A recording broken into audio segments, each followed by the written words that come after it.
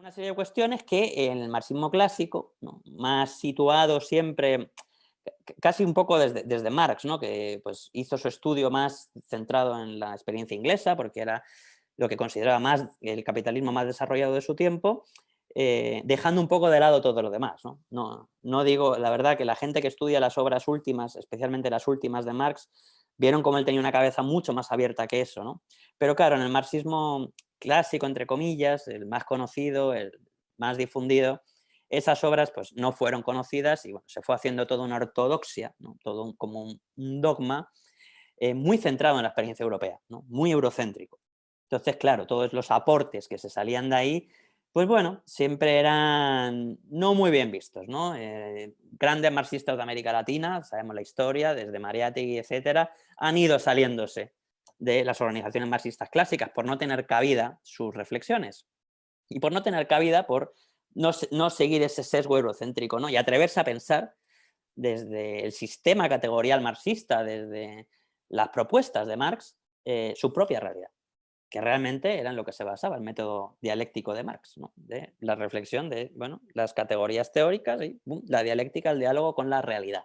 Y la realidad, obviamente, sí, podemos convenir en que el sistema capitalista es mundial, es global, es universal, pero no aterriza, no se representa de la misma forma en los diferentes lugares, ¿no? Toma territorio, se territorializa de maneras distintas, también se corporeiza, ¿no? De manera diferente. Los cuerpos no viven igual el capitalismo, dependiendo de ciertas categorías que han sido, y diferencias que han sido cruciales para, sobre todo, organizar el trabajo, ¿no?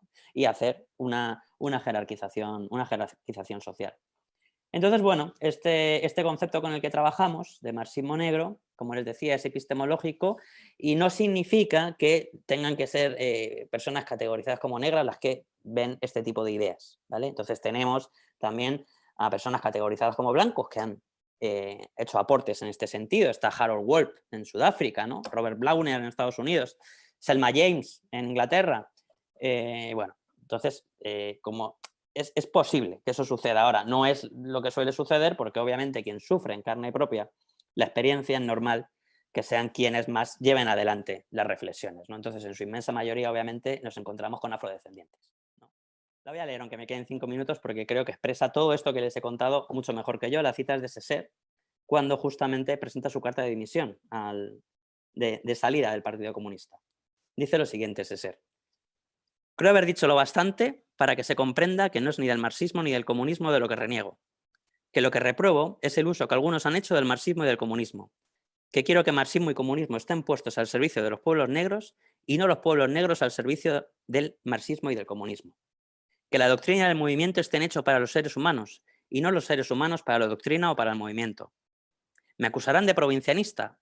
En absoluto. No me entierro en un particularismo estrecho, pero tampoco quiero perderme en un universalismo descarnado. Hay dos maneras de perderse: por segregación amurallada en lo particular o por disolución en lo universal.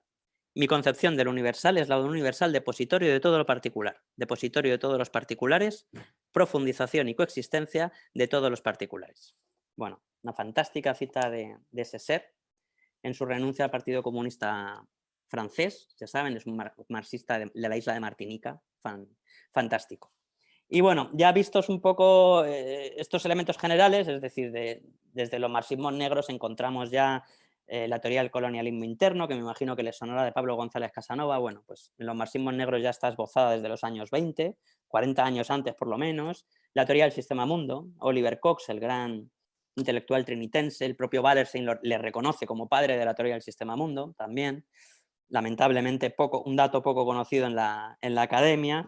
Los aportes de Williams, de C.L.R. James, de Angela Davis, ¿no? De tantísima gente importante para pensar el mundo de nuestros días. Y bueno, ya muy rápido, voy a ir súper veloz a la segunda parte, la resumo en 2 minutos, que ya no me queda más tiempo. Dentro de toda esta tradición, yo encuentro todo un grupo intelectual en el Caribe de habla inglesa, ya en una generación posterior a los pioneros, a Eric Williams, a todos estos grandes autores que historizan el capitalismo y el racismo, que empiezan a hacer pensamiento crítico en el proceso de descolonización del Caribe británico, ¿no? De descolonización de Jamaica, de Trinidad, es la época de la Confederación de las Indias Occidentales, de las West Indies, etcétera. Aparece un grupo intelectual muy interesante que se llama New World Group, del que les dejé la segunda lectura, ¿no? Es la lectura de la teoría de la economía de plantación, bueno, donde empiezan a plantear, vamos a analizar nuestros problemas estructurales desde categorías propias, ¿no? Y no tan saliéndonos un poco de ese eurocentrismo que había bastante en la teoría económica de la región, en el desarrollismo de la CEPAL, etcétera, ¿no? Como si nosotros para desarrollarnos hay que como copiar el modelo de cómo se desarrollaron en Europa en el siglo XIX, etcétera. Es la época de la sustitución de importaciones y tal. Hubo un gran economista caribeño que ganó un Nobel, Arthur Lewis, con la teoría de la economía dual, que bueno, pues planteaba esa teoría, ¿no? Muy cercana a los postulados cepalistas para el desarrollo de la región. Y entonces el New World Group reacciona contra eso. Y dicen, para hacer una buena política de desarrollo más transformadora, radical, es necesario tener muy claro cómo la estructura histórico-social y económica de nuestra región. Entonces, bueno, plantean la teoría de la economía de plantación, que muy rápido es un modelo ideal, ¿vale? Es un modelo ideal que se plantea como de larga duración, es una idea muy interesante, dialoga con las teorías de la dependencia, también críticas de América Latina, ¿no? Con Celso Furtado, con André Gunder Frank, Marini, todos estos autores. Y bueno, pues lo que plantean a grandes rasgos es que hay tres etapas, ¿no? En la historia de la economía del Caribe desde la invasión europea, que sería una primera etapa, una economía de plantación clásica, ¿no? La que conocemos con esclavitud de africanos secuestrados, etcétera, todo ese gran drama humano de la historia del capitalismo que conocemos todas y todos bien. Una segunda etapa ya en el siglo XIX con la abolición de la esclavitud y la llegada de los llamados siervos por contrato, los indentured servants, ¿no? Especialmente de la India, especialmente a lugares como Trinidad y Tobago y Guyana, que hoy día pues siguen siendo un 30% de la población de descendencia de la India, ¿no? Recordemos, India era una colonia británica y bueno, pues empiezan a hacer movimientos entre mano de obra de sus diferentes colonias para depreciar la fuerza de trabajo, el valor de la fuerza de trabajo y para lograr competencia entre los sectores explotados y bueno, para superar la crisis que había habido con a lo que había llevado la evolución de la esclavitud y el agotamiento del primer modelo de plantación, ¿no? El segundo modelo es con los indentured servants y el tercer modelo es un modelo en el que además aparece el extractivismo, ¿no? El extractivismo de petróleo, de bauxita, etcétera. Pero se mantiene la estructura de cómo funcionaba la plantación, aunque ahora ya no sea con una plantación. Es muy interesante ese giro, ¿no? Que cómo ver que el extractivismo no cambia en la estructura dependiente de la economía. Bueno, finalmente plantean un cuarto modelo, que sería un modelo revolucionario que plantearía la superación de la economía de plantación, que bueno, no desarrollan mucho y realmente no hubo muchas posibilidades de ponerlo en práctica. Pensemos en la experiencia cubana, con que es una experiencia revolucionaria, con la cuestión de la plantación les cuesta también romper mucho. Y bueno, y ya por último, estas teorías aparecen en los años 60, en los años 80 llegan autoras a incluir también la perspectiva de género que no había sido tomada en cuenta, ¿no? Cómo se articula en la economía de plantación la división racial del trabajo con la división sexual del trabajo, ¿no? Aparecen autoras como Rhoda Reddock, que anticipan ya cuestiones que hoy están muy en boga, como la intersección, ¿no? Entre raza y género, también como la cuestión del entronque patriarcal, que viene de que hoy se habla de eso en el feminismo comunitario de Bolivia, ¿no? Pues ya Rhoda Reddock habla de esto, ¿no? De cómo, por ejemplo, en el caso de las mujeres de ascendencia hindú, ¿no? De cómo tienen que pelear tanto contra el patriarcado original hindú como con el capitalista que les llega. Y luego, por último, y ya termino, sería la última etapa, que es la actual, ¿no? Que es la llegada de la economía del resort, que eso me imagino que con el profesor Emilio Pantojas lo van a ver muy bien, es su gran tema. Emilio Pantojas lo que plantea es cómo la economía de plantación pervive en la actual economía basada en el extractivismo turístico, ¿no? Bueno, por último, nada más decir que obviamente es una teoría ideal, es un modelo ideal, esto tiene críticas, por supuesto, luego vas a un territorio, como es ideal, no lo vamos a ver.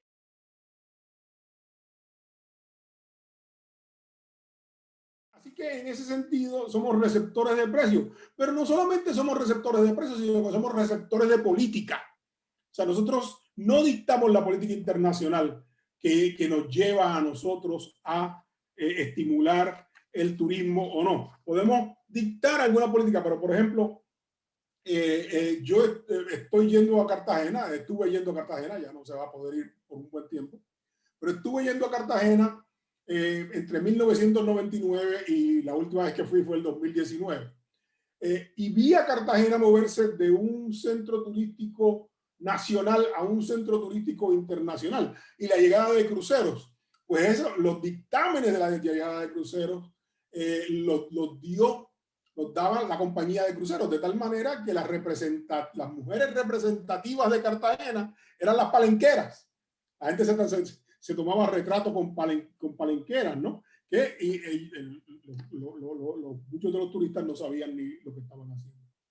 Por otra parte, también he dicho en uno de los artículos que colgué, el de las industrias, turismo y desarrollo, el auge de la industria del pecado, que el eje de ese boom en el Caribe, el eje de esa expansión en el Caribe, fueron las industrias del pecado.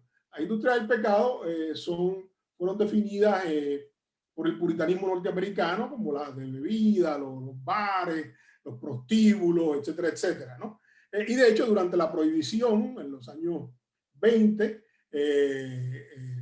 las bebidas venían de Canadá y de México, y la gente se iba los americanos se iban a vacacionar a México, a Baja California y al Caribe, a La Habana. En Puerto Rico construyeron un hotel, el Hotel Vanderbilt, la familia Vanderbilt, para irse a beber a Puerto Rico, para poder ir a un sitio.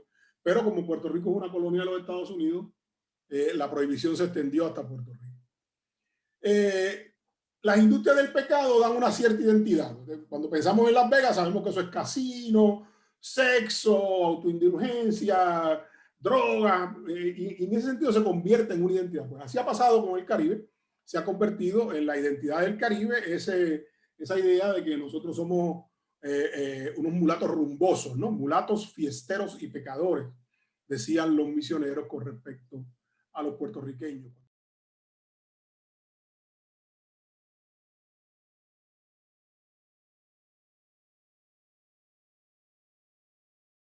Cómo el turismo ha sido una estrategia de desarrollo económico en el Caribe, y en particular en el Caribe insular. Ahí vemos un mapa del Caribe insular. Y pues el turismo a lo largo de la historia ha sido, digamos, una actividad económica que rápidamente se ha repuesto, digamos, ha tenido una senda creciente, y que en muy pocas oportunidades, en realidad en 24 años, cerca de 3 oportunidades ha disminuido la afluencia de turistas. En el 2001 por la crisis económica mundial y por la crisis que se generó luego de los atentados del 11 de septiembre en Estados Unidos. En el 2003 por el síndrome respiratorio agudo que hubo en el continente asiático, SARS. En el 2009 por la gripe H1N1. Fueron las únicas 3 oportunidades en que se ha visto reducido. Hasta el año 2019 habían más de 1.500 millones de turistas internacionales viajando a través del mundo. Hay muchos atractivos en el Caribe colombiano que lo hacen propicio para el turismo.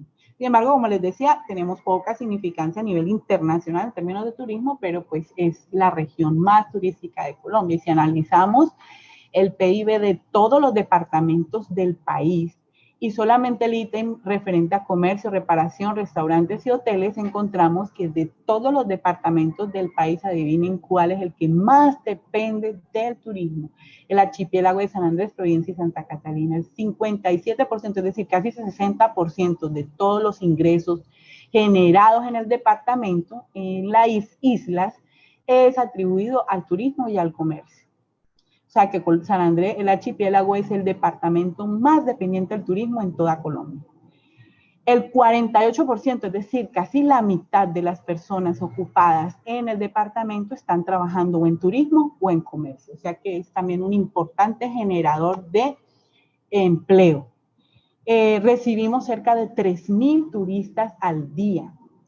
El año pasado, el 2019, el año antepasado, llegamos a la cifra de 1.131.977 turistas. Sobrepasamos el 1.000.000 de turistas. ¿Listo? Y Colombia en el 2019 reportó la más alta ocupación hotelera de la historia, 56%. Y de esa ocupación hotelera histórica, San Andrés fue la ocupación más alta en todo el país con un 82%, es decir, se fue por encima del promedio nacional y por encima inclusive de Cartagena, que es un destino turístico consolidado. Entonces, San Andrés recibe muchísima más gente y tiene mayor ocupación hotelera que cualquier otro lugar en el país. Entonces, ahí vemos la alta dependencia que tenemos del turismo. Es decir, el año pasado llegó el 3.5% de todos los turistas que llegaron al país, llegaron a San Andrés. Un territorio que concentra tan solo el 0.2% de la población del país. Es decir, siendo un territorio tan pequeño, recibimos muchísimos turistas. La tarjeta de turismo, que es la tarjeta que pagan los turistas cuando llegan a la isla para poder ingresar como turistas, se ha consolidado como un ingreso muy importante para el departamento, tanto que en el 2019 se recaudaron más de 97.000 millones de pesos en términos de tarjeta de turismo. Es decir, la generación de el turismo genera bastante significativos ingresos, sobre todo para las arcas departamentales, tanto que el 35%, es decir, el 35% de los ingresos totales del departamento son atribuidos a esta tarjeta de turismo, es decir, un ingreso muy significativo. Como podemos ver, por la pandemia el año pasado solamente se generaron 33.000 millones de pesos y sin embargo es bastante alto, considerando que solamente la isla estuvo abierta cerca de 8 meses del año. Es bastante lo que se generó y considerando pues la coyuntura de pandemia siempre es bastante significativo. Entonces, los volúmenes de turistas que llegan a la isla y la generación de ingresos es pues, significativo. ¿Qué tipo de turismo se recibe en las islas? En el 2011 se encontró que el 77% de los que visitaban las islas venían en paquetes todo incluido. Estos todo incluido, digamos que no son, digamos, lo más favorable para la economía porque suponen que el 77% de los turistas que llegan a la isla se quedan en el hotel y no salen del hotel y poco gastan en el territorio. Sin embargo, en el 2018 se puede hacer un estudio y encontramos que prácticamente está 50-50 los que vienen en paquete turístico y los que no. Esto se ha dado principalmente por el auge de las posadas nativas, que en 2011 el 76% de los que venían a la isla se quedaban en hoteles y en el 2015 ahora esa proporción ha bajado al 30% y se distribuyen entre posadas nativas y casas apartamentos. Lo que comentaba el profesor Pantoja hace un momento de los Airbnb, que han favorecido el hospedaje en posadas nativas, en apartamentos turísticos y demás, y que han restado participación en el mercado a los hoteles. Sin embargo, viendo la proporción y el crecimiento de turistas que se ha dado en los últimos 5 años, que ha sido más del 60%, si bien en términos relativos ha perdido participación la hotelería, en términos absolutos quiere decir que siguen recibiendo muchísimos turistas. En este momento el 90% de los alimentos que se consumen en la isla se importan y tenemos un serio problema de densidad poblacional. Si comparamos San Andrés con las demás islas del Caribe en tamaño y en población, encontramos que nosotros tenemos una densidad por habitantes que supera considerablemente cualquiera de las islas del Caribe, que tienen, bueno, mayor extensión inclusive que San Andrés. Nosotros tenemos tan solo 27 kilómetros cuadrados, Antigua y Barbuda tienen 443, Santa Lucía 616, y así, y tienen densidades poblacionales muy por debajo a las que tenemos nosotros, o sea que el problema de densidad poblacional es bastante serio, bastante preocupante, sobre todo porque se concentra en la parte norte de la isla, donde están el 74% de la población, y donde además se concentra no solamente la infraestructura hotelera, sino también la mayoría de la infraestructura estatal y comercial de las islas. O sea que la presión sobre la parte norte de la isla es bastante significativa y preocupante.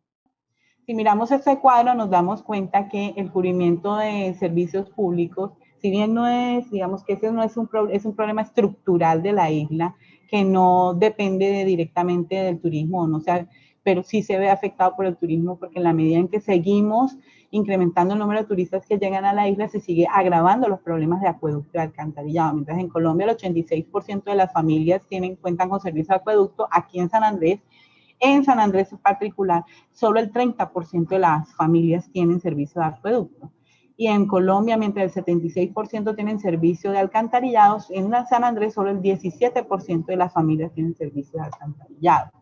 Cada vez es más frecuente encontrar esto. En noticias, desde el 2017 se vienen presentando desbordamientos de las aguas residuales, sobre todo en épocas de alta afluencia turística. Y nomás, tan solo en enero de 2021, donde la isla estaba recuperándose apenas de la pandemia, también presentamos y seguimos presentando problemas de reboce del alcantarillado con un sistema de alcantarillado que ya, digamos que la cantidad de población sumada a la población flotante superan la capacidad de ese sistema de alcantarillado.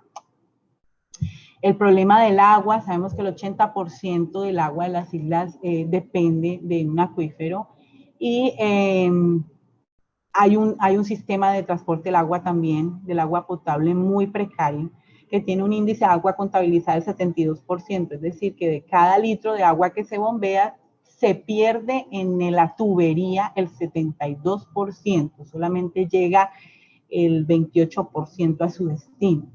Entonces, el sistema de distribución de agua potable es muy precario. A eso se suma que mientras que la inequidad en el servicio de prestación del agua, mientras que el sector hotelero disfruta de agua las 24 horas del día, en los sectores tradicionales de la isla llega el agua cada 20 días o 2 veces por semana. En San Luis llega día de por medio y en algunos sectores llega una vez a la semana. Entonces, hay también un grave problema de inequidad en la prestación del servicio de agua. Y por último, en 2019, sigue todavía el problema de las basuras, es decir, un problema recurrente que no se ha solucionado aún. Colapsos en los sitios turísticos es muy frecuente, sigue la red de alcantarillado, lo que les decía de la rebosamiento de las alcantarillas. Y por último, se está presentando ahora también el rechazo de la misma población hacia el turismo. Algo que lo que presentaba el profesor Pantojas para Puerto Rico se está asimilando acá también. Que además de los problemas de provisión de agua que se agudizan con la cantidad de turistas que están llegando, pues también la comunidad siente o expresa su rechazo hacia este modelo turístico o los turistas. Pregunta, y les dejo la pregunta como inquietud, ¿estaremos llegando de pronto al límite del modelo, al límite de la capacidad de las islas para recibir turistas? Universidad Nacional de Colombia, proyecto cultural, científico y colectivo de nación.